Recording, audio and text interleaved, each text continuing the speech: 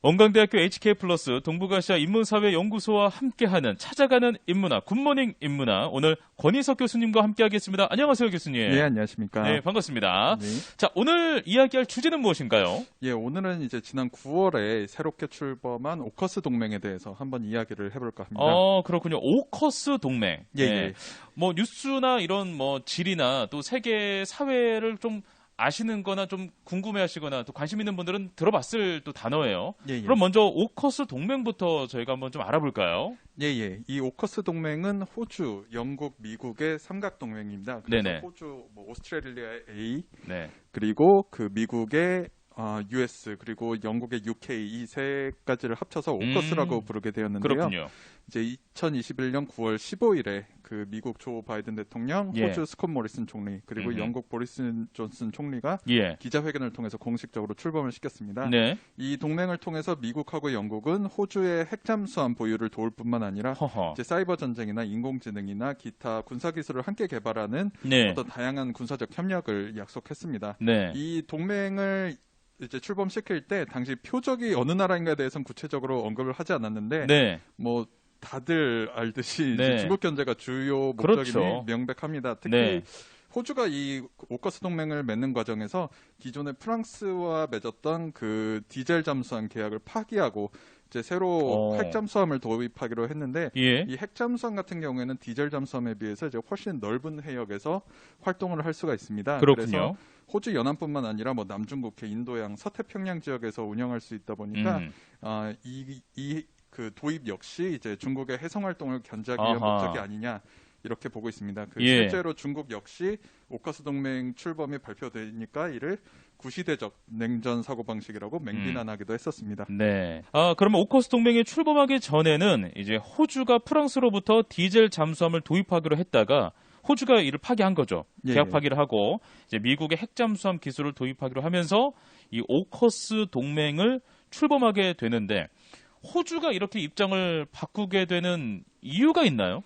예, 아무래도 직접적인 원인이 그 호주의 대중국 정책 변화였습니다. 예. 원래 호주가 1940년대 말부터 그 미국의 아시아 태평양 전력에서 굉장히 중요한 역할을 했던 그 동맹국 중에 하나입니다. 그렇죠. 그래서 한국 전쟁, 뭐 베트남전, 테러와의 전쟁 이런 데 파병을 하면서 미국과 보조를 맞추던 국가인데요. 네. 2010년대 이제 중국이 호주의 최대 교역국이 될 정도로 양국 교류가 늘게 되면서 이제 호주와 중국 간의 관계가 굉장히 긴밀해지게 됩니다. 그래서 외교의 축 역시 이제 미국, 영국 중심에서 아시아 방향으로 옮겨가게 되는데요. 네네. 그래서 이 때문에 2012년에는 이제 아시아의 세기라는 제목의 백서를 발간하면서 네. 중국과의 관계를 폭넓게 발전시키겠다라고 공언을 하게 됩니다. 예. 그리고 2014년에 이제 호주와 중국 사이에 FTA가 체결되고 네네. 이제 중국 시진핑 주석이 호주를 방문하고 또 의회에서 이제 전략적 동반자로서 협력할 것을 약속하기도 할 정도로 네. 굉장히 긴밀했던 관계인데 이때 사이가 좋았어요. 예, 굉장히 좋았습니다. 네. 그랬는데 얼마 되지 않아서 이제 흐트러지기 시작하는데 예. 당시 이제 2016년에 그 베이징하고 연결된 중국 기업들이 예. 호주의 주요 정당인 노동당하고 자유당이 있는데 이 양쪽에다가 거액의 정치 자금을 기부하고 있었다는 사실이 밝혀지게 됩니다. 그러니까 우리가 이렇게 영화를 보면 예. 양쪽 스파이 약간 이런 느낌입니까? 어느 쪽이 집권하든 이제 중국의 우호적인 정책을 취하게 하기 위해서 그렇군요. 예, 이렇게 그 정치적 관계를 강화해서 또 2017년에는 이제 노동당 상원의원이 이 정치적 후원금을 받고 그 중국의 이익을 대변하는 활동을 했다는 이유로 사임을 하는 경우도 있었습니다. 여기에 이제 2016년부터 중국 해커들이 이제 호주 의회, 기상청, 연구소에 대한 해킹을 시도했다는 사실이 알려지기도 했고요. 예. 그러다가 이제 결정타는 역시 코로나19죠. 이게 전 세계적으로 유행을 하게 되니까 호주 정부가 이 기원에 대해서 조사할 것을 촉구하게 됐는데 네. 이 중국 기원서를 굉장히 중국 정부에서 거부하고 있었기 때문에 그렇죠. 여기에 대해서 이제 보복 관세를 부과하는 조치를 취하면서 이제 양국 관계가 최악의 상태로 이르게 됩니다. 그렇군요. 그렇게 되다 보니까 이제 호주도 아무래도 대중국 정책을 새로 수정하게 될 수밖에 없었고 다시 그 미국과의 군사 협력 강화로 이제 전환하게 된 것이죠. 근데 정말 양국의 어떤 갈등만으로도 끝나면 참 좋은데. 그렇죠. 뭐 이거는 이야기가 좀 다르지만 우리나라도 지금 피해를 보고 있잖아요. 그렇죠. 뭐 석탄 관련된 뭐 수입도 마찬가지로 예, 중국과 이미 그 사드 미사일 배치 때 이미 한번 보복을 겪기도 그렇죠. 했죠. 호주와의 관계가 거기서 한번 또 그 석탄 가지고 또 쫙 무너지면서 예. 최근에 또 요소수 파동까지 연달아서 그렇죠. 일어나게 된 거잖아요, 지금. 그렇죠. 예. 그 아무래도 이제 중국에 대한 의존이 네. 강하다 보니까 그 네.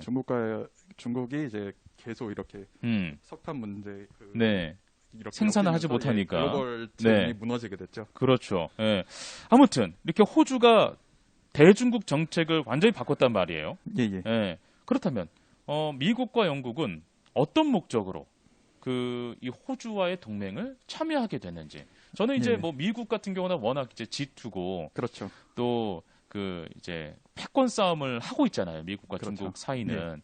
영국도 같이 이렇게 참여를 했단 말이에요. 그렇죠. 예. 뭐 우선 미국 같은 경우에는 뭐 말씀하신 것처럼 굉장히 예상이 가능합니다. 이미 이전 그 트럼프 행정부부터 이제 중국에 대해서 굉장히 안보, 무역 많은 분야에서 이제 경쟁을 하고 있던 상태였고, 예. 이 때문에 그 상황이 사실 양국 간의 관계가 급격히 악화된 상태에서 이제 조 바이든 대통령이 취임을 하게 됐죠. 근데 네네. 트럼프 행정부 같은 경우는 이제 중국에 대해 견제도 강하게 했지만 동시에 그 기존의 동맹국에 대해서도 동맹도 훼손했다는 평가를 많이 받습니다. 맞아요. 한국과의 경우에도 방위비 분담금 네. 문제 가지고 그 갈등이 길었고, 나토 같은 경우에도 나토 동맹을 버리려는 거 아니냐 이런 소리를 들을 정도로 이제 유럽 정상들한테 비판을 받기도 했었는데요. 그 바이든 대통령 같은 경우에는 이 훼손된 동맹 관계도 회복하겠다. 그리고 민주 진영의 리더로서 어떤 예. 중국의 도전을 막아낼 것이다라고 약속을 했었습니다. 네네. 그래서 이렇게 중국에 대한 위기감을 미국하고 호주가 이제 공유하게 되면서 손을 잡게 됐는데, 그렇군요. 이제 여기에 이제 양국의 핵심 파트너인 영국이 이제 참여하게 됩니다. 네. 그래서 영국은 뭐 마찬가지로 이제 양차 대전도 같이 겪었던 그 미국의 동맹국이면서 네. 이제 호주가 속해 있는 영연방의 주도 국가이기도 합니다. 그래서 네. 호주의 사실상 뭐 명목상이긴 하지만 이제 국가 원수가 영국 여왕인데, 네. 이런 전통적인 그 협력 관계가 있던 상태였는데, 여기에 이제 영국이 브렉시트를 겪으면서 예. 유럽에서 영향력이 굉장히 약해지고 또 유럽과의 무역도 어느 정도 타격을 입을 수밖에 없기 때문에 그렇군요. 이 같은 고립을 타개하기 위해서 새로운 활로를 개척하고 있습니다. 그게 아하. 이제 그래서 눈을 돌리게 된 게 이제 인도 태평양 지역과의 협력 강화입니다. 그래서 그렇군요. 최근에는 이제 환태평양 자유무역 협정이 이제 CPTPP에도 가입하고 싶다라는 예. 의사를 밝히기도 할 정도로 이제 아시아 쪽에 이제 조금 더 이제 관계를 개선하기 위해 노력을 하고 있는데, 네네. 영국으로서는 이제 영국의 핵잠수함을 운영하는 능력도 있고 예. 경험도 있기 때문에 이를 호주에 전수해주는 한편, 이제 그 인도 태평양 지역의 안전을 이제 이 동맹을 통해서 보장할 수 네. 있다는 점에서 영국 역시 이 동맹이 자신들에게 이득이 되는 결정이었을 예. 겁니다. 그렇군요. 그러면 교수님, 어찌됐든 호주라는 나라가 프랑스의 디젤 잠수함을 도입하려고 했다가 파기했잖아요. 그 77조짜리. 예. 이제 그것도 어떻게 보면 영국과 프랑스가 서로 견제 관계인데, 그렇죠. 영국에 조금 더 힘을 실어주는 어떤 그런 계기가 된 걸 수도 있겠네요. 그렇습니다. 이제 영국이 이제 EU에서 분리되면서 이제 예. 그 영국의 영향력이 어느 정도 약화될 거라는 예상도 많았는데, 그 EU가 그 기존에 이제 러시아를 견제하기 위해서 굉장히 미국에게 중요한 파트너였습니다. 근데 그 이제 미국의 외교 정책의 중심이 아시아로 옮겨가게 되고, 이제 중국 견제가 조금 더 중요해지게 되면서, 네네. 아무래도 EU 역시 이제 중국과의 그 경제적 관계를 중시하는 입장이다 보니까 조금 더 강경한 정책을 취하고 있던 영국의 손을 잡아준 셈이라고 할 수 있습니다. 네, 알겠습니다. 이렇게 들으니까 뭔가 그동안의 이 시사적인 연결고리가 다 이어지는 듯한 그런 느낌이에요. 우리 교수님께서 다 이렇게 정리를 해주시니까요. 예. 자, 결국 이런 군사 동맹을 출범하게 된 건 중국의 강경하고 공세적인 외교 정책 때문이라고도 보여지겠네요. 예, 그렇습니다. 그 시진핑 주석이 이제 집권 초기부터 좀 아무래도 서구권에 대한 좀 적대감을 표출하고 네. 이 중국 굴기에 대한 필요성을 많이 강조를 했었습니다. 그래서 그 2019년에 공개되는데, 이제 2013년에 시진핑 주석이 당 총서기로 선출된 직후에 네. 중앙위원을 상대로 한 세미나에서 이제 중국 특색 사회주의의 우수성을 굉장히 강조했습니다. 그리고 네. 이를 실현하기 위해서 이제 중국 국력을 꾸준히 확대하고 네. 이제 자본주의보다 우월한 사회주의를 건설하고 또 중국이 주도권을 쥐고 지배적인 위치를 점하고 있는 미래를 향한 기틀을 닦아야 한다, 이런 내용들을 요구를 했었습니다. 네네. 이런 이제 생각이 이제 중국의 공세적인 어떤 외교 정책의 사상적 기반이 되었는데요. 이런 정책을 취하게 된 데는 아무래도 다양한 이유가 있습니다. 네네. 우선 그 중국이 이제 냉전 시대부터 이어져온 어떤 봉쇄에 대한 공포가 있습니다. 그 네. 이제 1950년 이제 나라가 굉장히 크지 않습니까? 예, 예. 그러다 보니까 인접하는 국가도 많고 그러네요. 이 가운데 이제 이들 국가 가운데 중국의 위협이 될 수 있다는 생각이 이제 있는 건데요. 그러니까 맞닿아 있는 국가들과 좀 적대 관계가 있고 마찰이 그럴 있을 수 경우에, 있다. 이제 봉쇄되고 고립될 수 있다는 좀 그 공포가 있습니다. 아, 그래서 그렇군요. 그 한국 전쟁 같은 경우에도 이제 중국이 개입을 했다가 휴전 상태가 된 뒤에 미국이 이제 미국과 이렇게 전쟁을 하는 걸 감당하기로 한 나라로서 중국을 굉장히 무섭게 생각하게 됩니다. 뭐 소련도 사실 굉장히 미국과의 전쟁은 피하고 싶어서 굉장히 조심스러웠음에도 불구하고 이제 중국은 미국과의 전쟁까지 감당했던 나라라는 생각이 있기 때문에 미국이 한국 전쟁 이후에 그 주변 이제 한국, 뭐 일본, 대만 그 주변 국가들과 계속 이제 동맹을 맺으면서 중국을 견제하는 체제를 만들게 되고 또 70년대에는 이제 그 베트남이 이제 베트남전을 이긴 다음에 뭐 캄보디아를 이제 침공한다든가 아니면 이제 이제 소련과 친밀한 관계를 가졌던 인도 같은 이런 나라들 소련과 좀 우호적인 나라들이 중국을 고립시킬 수도 있다. 이런 또 위협들이 있었습니다. 특히 이제 그 문화대혁명 시기에 이런 소련에 대한 공포가 있었는데 그런 이제 경험들이 있다 보니까 이제 이 주변을 이 잠재적인 위협을 없애고자 했던 게 그 중국 대외 안보 정책 중에 하나였습니다. 그렇군요. 그래서 그 경제 성장에 집중하던 시기에는 이제 외교와 교역을 통해서 뭐 이런 우호적인 관계를 만들게 됩니다. 그래서 90년대에 이제 한국과도 교역을 하게 되고 뭐 이제 아세안 그 동남아시아 국가들과도 이제 교류를 강화하게 되는데 이게 2000년대 말 이후가 되면서 좀 상황이 바뀌게 됩니다. 그래서 중국이 계속 경제 성장을 하다 보니까 이제 경제적 군사적 영향력을 키운 강한 나라가 되어서 이제 기존 질서에 도전할 수 있는 강대국이 되었는데 그 전까지는 이제 주변의 나라들과 좀 우호 국방, 우호를 잘 만들어놔서 좀 여러 가지 외세의 어떤 세력에 조금 더 안정적인 그런 성장으로 이렇게 발판 삼았다가 시기고 당시에 또 당연히 미국에 그 중국이 이렇게 함부로 대들 수 없는 시기이기도 했습니다. 군사적 면에서 많이 열세이다 보니까 그래서 뭐 1995년과 6년에 그 대만 위기 때도 중국이 그 미국의 어떤 그 무력 개입을 보고 이렇게 좀 물러나기도 하는 자세를 취했었는데 중국이 이렇게 2000년대에 성장을 하는 한편 미국은 이제 중동에서 테러와의 전쟁 때문에 그 이제 이라크와 아프가니스탄에서 굉장히 고생을 하던 시기입니다. 맞네요. 그리고 이때가 이제 세계 경제 위기가 또 닥쳐서 미국이 또 굉장히 힘들었던 시기를 보냈었습니다. 그래서 그 중국이 그 미국의 영향력이 약화된다고 판단을 하고 특히 이 테러와의 전쟁 때문에 그 미국의 외교 정책 역시 중동으로 이제 포커스가 옮겨가게 되다 보니까 여기에서 이제 중국이 조금 더 공세적이고 강력한 외교 정책을 취하게 된 것이죠. 네, 알겠습니다. 진짜 이게 최근 일이잖아요. 다 저희가 하고 있는 이야기들이 최근 일인데 이렇게 세계적으로는 정말 이런 헤게모니들이 어떻게든 각 나라가 뺏어오려고 이렇게 정말 권력 싸움을 하고 또 군사 싸움을 하고 있었다라는 것도 눈여겨볼 만한 이야기인 것 같습니다. 자, 그러면 교수님 이 같은 상황에서 오커스 동맹, 오늘 주제 핵심입니다. 오커스 동맹 출범이 시사하는 바는 과연 무엇인지 정리를 좀 해주신다면 어떻겠습니까?